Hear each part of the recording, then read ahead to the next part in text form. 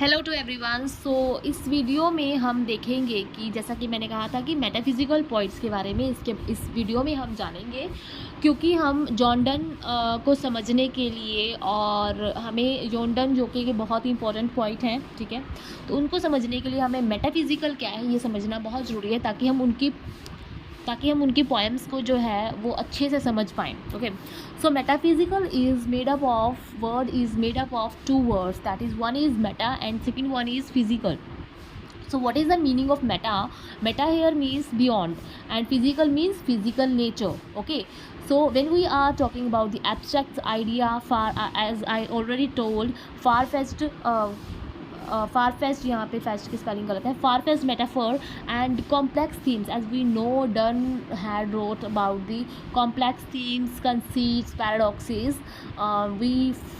We can find these kind of ideas in his poem. So ये जो terms हैं ये उनसे रिलेटेड है. ओके, सो फर्स्टली ड्रूमडन जो है, ऐसा रिकॉर्ड पाया जाता है कि ड्रूमडन ने ये फर्स्ट टाइम जो है मेटाफिज़िक्स जो है ये वर्ड क्वाइन मतलब उन्होंने इसको कहीं ना कहीं यूज़ किया था. लेकिन ड्राइडन ने use this term by referring to Donne. उन्होंने इस टर्म को डन के साथ में रिलेट कर दिया.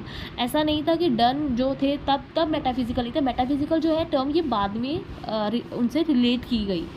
ओके, सो क्योंकि ये अपनी पोएम्स में ऐसे कंपास और स्टार एंड इस तरह की फ़िज़िक्स की बातें करते थे, तो इसीलिए इनको मेटाफिज़िकल कहा जाता है.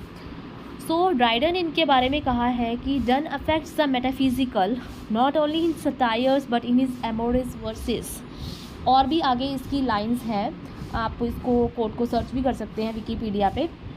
बट हमें जहाँ से पता लगता है कि ड्राइडन ने done affects the metaphysics not only in satires, ऐसा ड्राइडन ने कहा है. ओके, सैमुअल जॉनसन ने इनको अपने वर्क लाइफ ऑफ काउली जो है, in his works lives of the most eminent English poets in the chapter life of Cowley में उन्होंने कहा है at the beginning of 17th century there race of writer term, कि 17th century में ऐसे writers थे जिनको मेटाफिज़िकल कहा जा सकता है. और उन्होंने कहा है कि he is a great poet, यहाँ पे पोइट आएगा, he is a great poet but not great writer. उन्होंने कहा कि पोइट तो वो अच्छे हैं पर राइटर नहीं अच्छे हैं.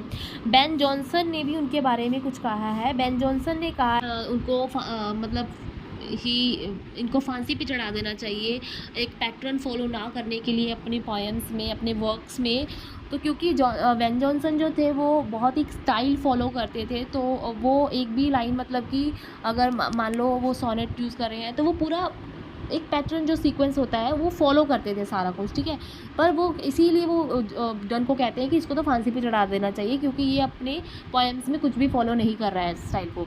ओके, सो जॉनसन ने इनके बारे में एक लाइन और भी कही थी, सैमुअल जॉनसन ने, कि ये जो थे मेटाफिज़िकल पॉइंट ये अपनी लर्निंग का शो ऑफ करते थे, ये दिखाते थे कि हमें कितना पता है. ओके, और ये कॉम्प्लेक्स इमेजरी को यूज़ करते थे, डिसिमिलर इमेजेस को पुट टुगेदर कर देते थे. तो इसको मेटाफिज़िकल पॉइंट कंसीट इसी को कहा जाता है जब हम डिसिमिलर इमेजेस जिनका आपस में कुछ लेना देना नहीं है, जैसे कि मक्खी को उन्होंने बोल दिया कि उसने मुझे बाइट किया और फिर ऐसा हो गया, तो इस तरह की इमेजेस को इन्होंने अपनी पोएम्स में यूज़ किया है. और ज्योग्राफी, साइंस, एस्ट्रोनॉमी, मैथमेटिक्स, इस तरह की ये जो फील्ड्स हैं इनको पोइट्री में लाकर वो कह रहे हैं कि पोइट्री को एक्सप्लॉइट करते हैं.